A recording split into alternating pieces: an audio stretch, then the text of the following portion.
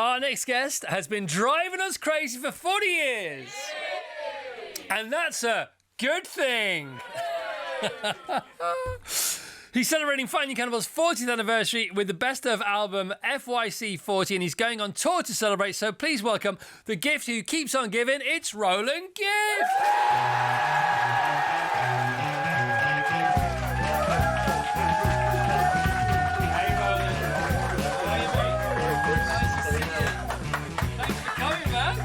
It's exciting. Thanks for having me. How are you doing? I'm good. Okay, you've literally just walked in off the street. I have. Sorry, you can take your coat off. You cannot take your coat off. You Okay, can do what I you will. like. Yeah, thank All you. right. I'll relax. Would you like a cup of tea or a cup of coffee? Oh, a cup of tea would be nice. Cup of tea, how'd you take it? Yes, white, no sugar. White, no sugar. Thanks very much indeed. Literally, you've just walked just walked straight in. haven't I've you? just walked in. Sorry for springing this on you. No, congratulations. This is good, isn't it? Yeah, I'm quite looking forward to that. Yeah? Yeah, now that it's on. Now that it's on. Great story, great back. We've never had this chat because we've never. We can now, can't we? Because it's the 40th anniversary. So Fine Young Cannibals was born out of the beat and you playing saxophone and them seeing you. Yeah. Go back as far as you like. Well, I used to live in Hull, and I used to be in a group called the Acrylics. We were first called the Acrylic Victims because it was an art college band. And they were called the Acrylic Victims because the college stopped giving them oil paints to paint with, and they had to paint with acrylics. Right. So they felt victimised. So they were called the Acrylic. Great name for a band. But they changed it. We've changed it to the Acrylics, and we supported a lot of people. We supported the Dexys and the Clash. But one of the groups that we went on tour with was the Beat, and so that's how I met Dave and Andy, because I used to play sax in the Acrylics. Yeah. And did you ever sing, or were you saxophone first? No, I used to sing one song. But there was a bit of a power battle really in the Acrylics because there were three singers and we all played saxophone. But eventually I won. That's so funny, isn't it? You all played sax. Yeah. And you just played the one song, but clearly one was enough to impress the Beat. Yeah. I mean, it was...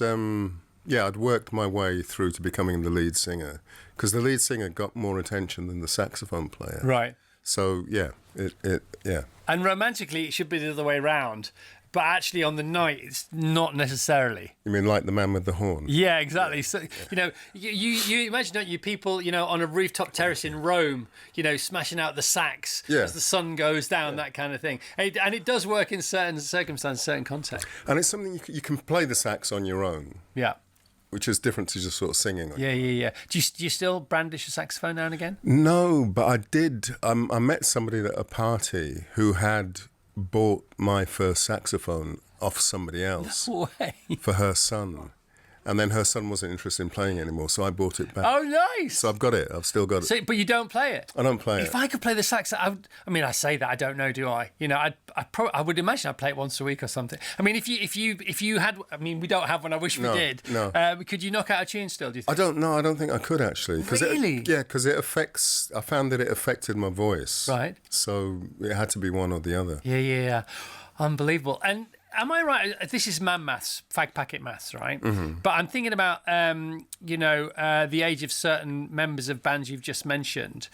Were they like 5 or 6 years older than you? Were they slightly older, the bands that you were supporting?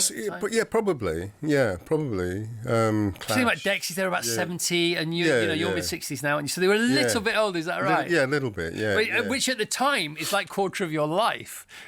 But a lot of us, I think, we all came out of the same thing, which was punk. Yeah. We all, Dexys, if you see like really early stuff of Kevin Roland, it's in his punk. Oh, it's all about the punk, wasn't it? Yeah. Tell us about you and punk.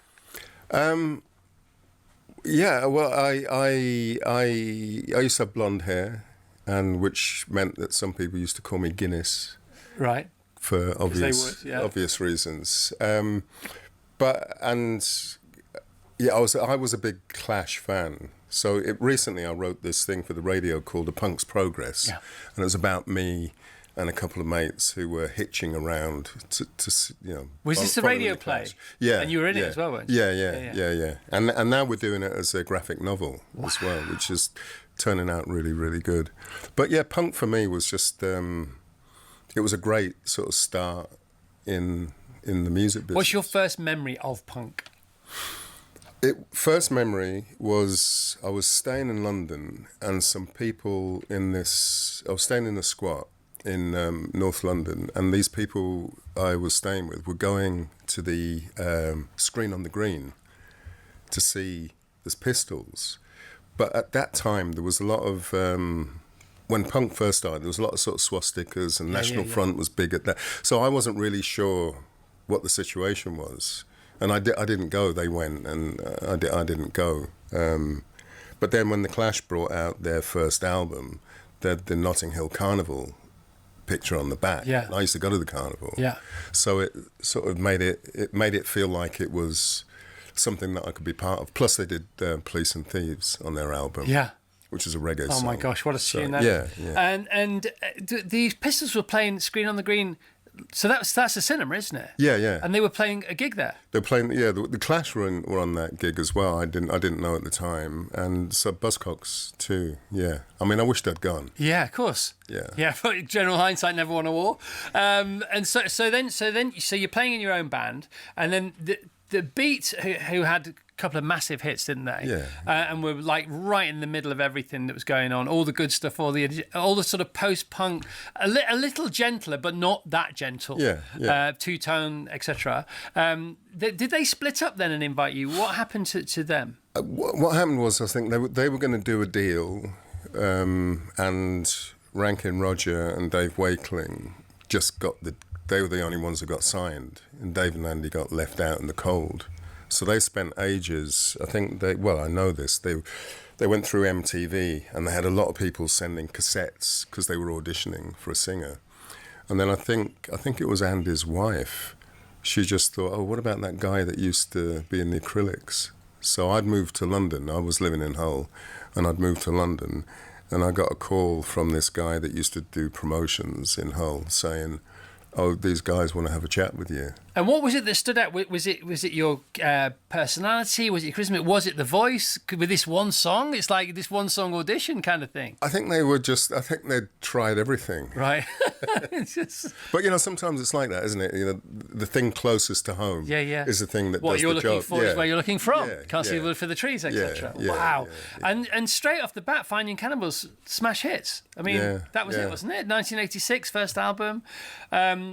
The second album was where the two US number ones were born. Yeah. And it's funny, isn't it?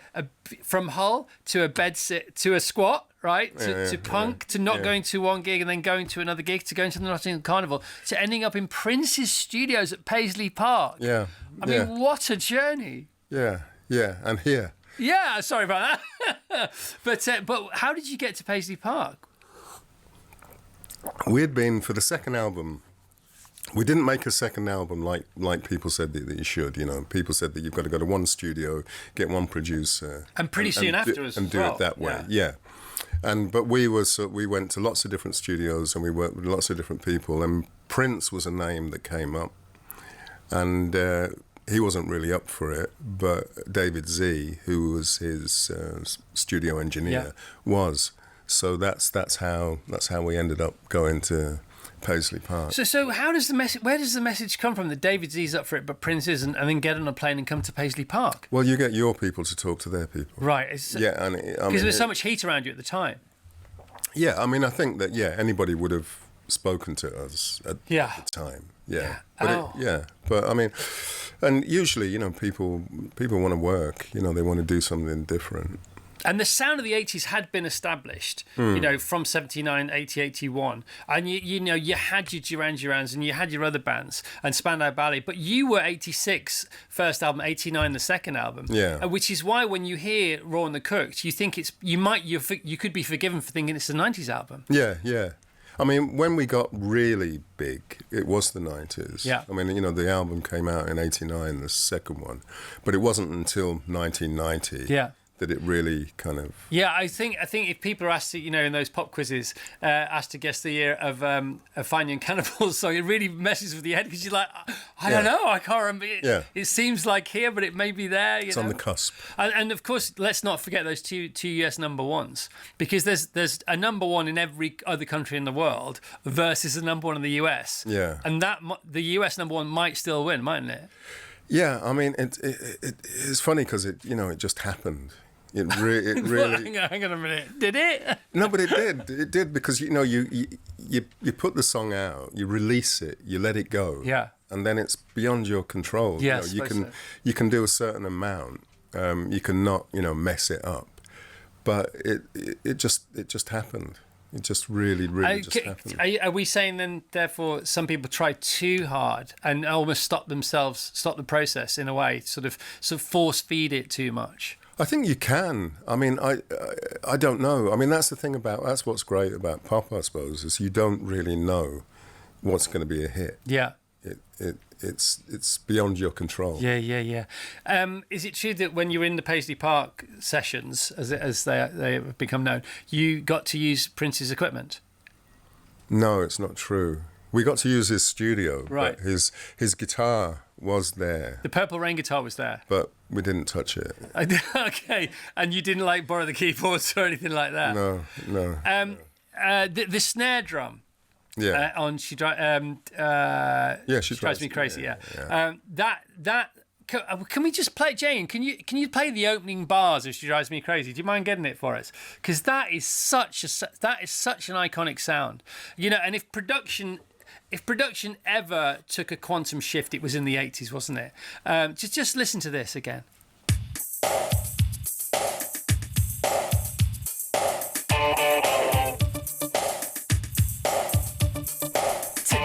Tell us about the signature snare. It's getting a bit nerdy, but I love all this stuff. Yeah, well, I wish I could, but that was down to David Z. That wasn't me at all. No, I know, but just tell us just commentary on you were there when it happened. Well, he just twiddled this knob and he twiddled that knob, and that's the sound that Is it true that didn't Prince? He didn't steal it because it was his own drum machine in his own drum studio, but didn't he go on to use a similar snare in one of his songs? I think a few people have. A few people have used, and I'm not sure if anybody's actually sampled it. I've not seen any royalty checks, but yeah, well, you wouldn't. And it's also true that She Drives Me Crazy wasn't the original title of the song.